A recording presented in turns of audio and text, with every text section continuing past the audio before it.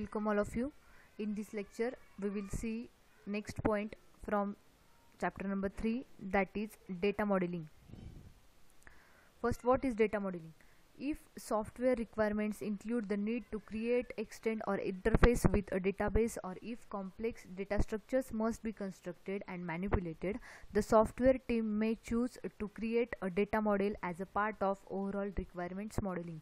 जेव्हा तुमच्या प्रोजेक्टला एखाद्या डेटाबेसची गरज असते, ओके, म्हणजे डेटाबेस ओरिएंटेड प्रोजेक्ट असेल तर त्यावेळेस तुमच्या रिक्वायरमेंट्स मॉडेलिंगमधली एक फेज असते की तुम्हाला डेटा मॉडेल ड्रॉ करावं लागतं.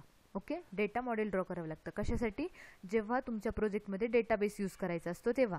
Okay, the entity relationship diagram ERD addresses these issues and represents all data objects that are entered, stored, transformed and produced within an application.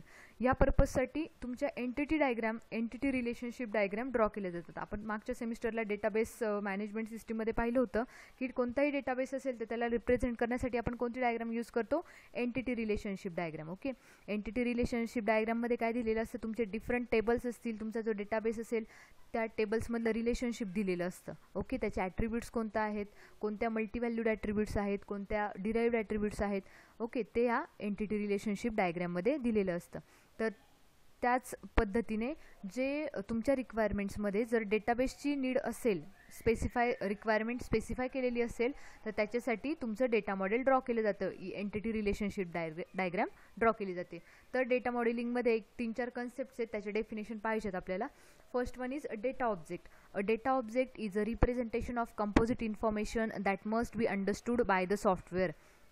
The database data object ही एक अशी thing आहे की त्याचं आपण composite information represent करण्यासाठी use करतात. म्हणजेच काय, सपोज आता पर्सन आहे, पर्सनचे डिफरंट ॲट्रिब्यूट्स आहेत. पर्सन काय झाला? डेटा ऑब्जेक्ट झाला.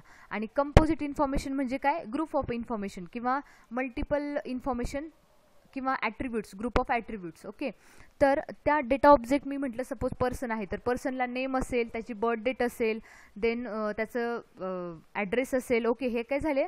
त्याच्या ॲट्रिब्यूट्स झाल्या. ओके, आणि डेटा ऑब्जेक्ट काय झाला? पर्सन झाला. तर डेटा ऑब्जेक्ट म्हणजेच काय? आपण पर्सनला रिप्रेझेंट करतोय, म्हणजेच काय? त्याच्या ह्या सगळ्या ॲट्रिब्यूट्स रिप्रेझेंट करतोय. म्हणून काय म्हटले त्यांनी? Representation of composite information. Composite information म्हणजे काय?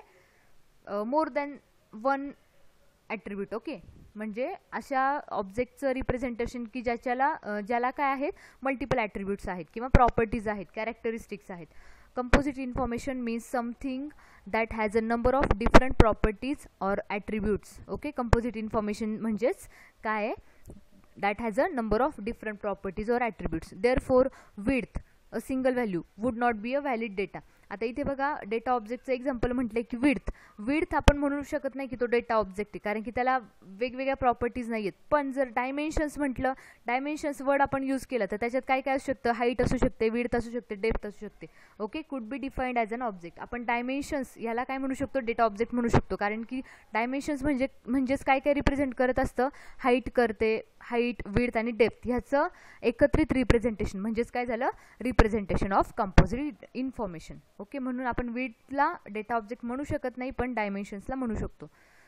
अ data object can be an external entity or thing, an occurrence or event or role or organizational unit or a place or a structure.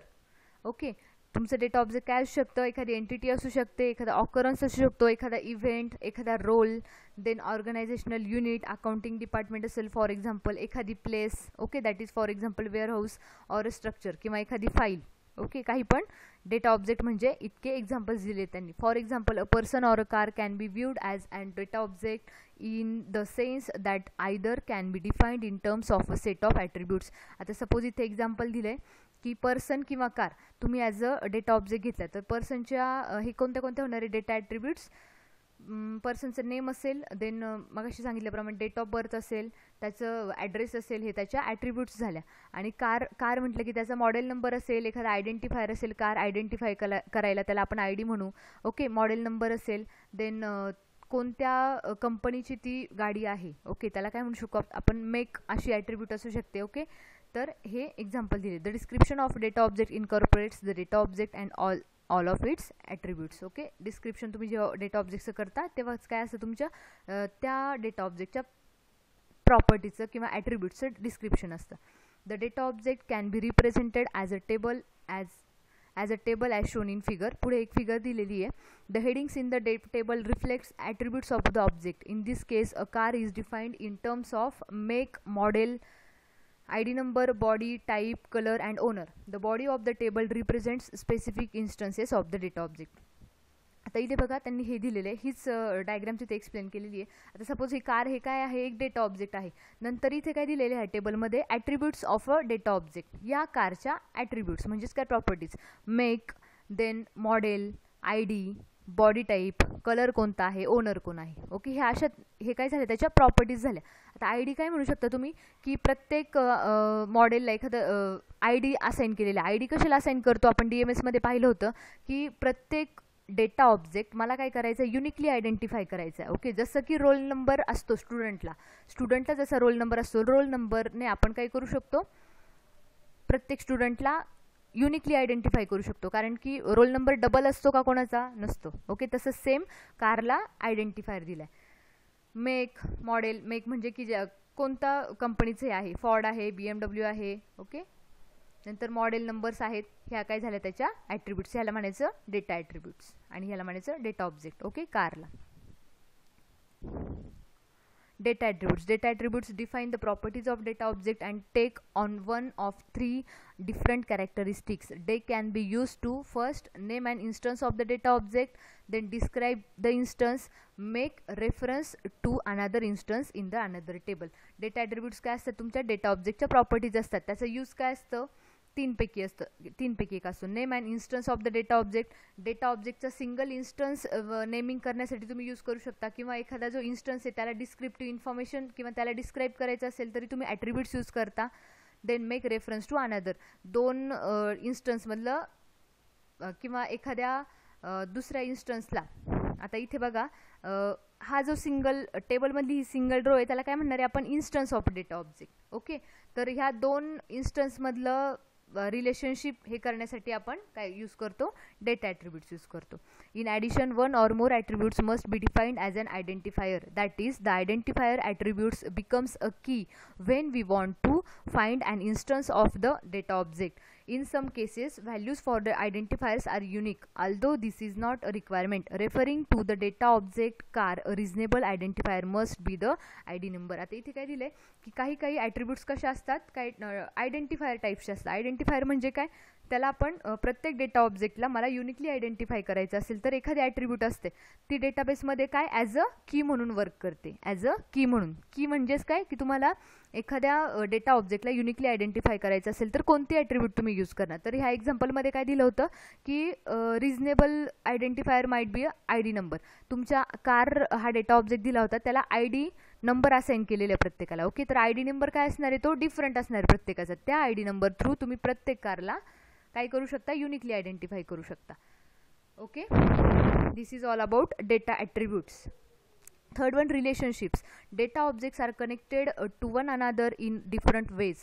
Consider the two data objects, person and car. These objects can be represented using the simple notation illustrated in figure. Relationships म्हणजेच काय की तुमचे जे data objects आहेत different, ते एकमेकांना connected आहेत. Okay, by different ways, different त्यांचे रिलेशनशिप्स आहेत. ओके, त्याच्यातलं जे रिलेशनशिप किंवा त्यांच्यातलं जे कनेक्शन आहे त्याला काय म्हणायचं, डेटा ॲट्रिब्यूट रिलेशन किंवा डेटा ऑब्जेक्ट्स रिलेशनशिप्स. ओके, आता दोन हे घेतलेत डेटा ऑब्जेक्ट्स घेतलेत, पर्सन आणि car. These objects can be represented using the simple notation illustrated in figure. या फिगरमध्ये त्यांनी दाखवले, you can establish a set of object or relationship pairs that define the relevant relationships. For example, a person owns a car. आता इथे एक person data object दिला, इथे एक कार ऑब्जेक्ट दिलाय. ओके, त्याच्यातलं एक सिंगल लाईन त्यांनी दाखवली आहे, म्हणजे त्याच्यात काहीतरी रिलेशनशिप आहे. ओके, म्हणजे काहीतरी इंटरफेस त्यांच्यात आहे, basic connection between data object. हे सिंगल लाईननी दाखवले. ओके, आणि आता ॲरोनी काय दाखवलं इथे, person owns a car. Okay, पर्सनने कार परचेस केली. ओके, आणि person insured to drive car.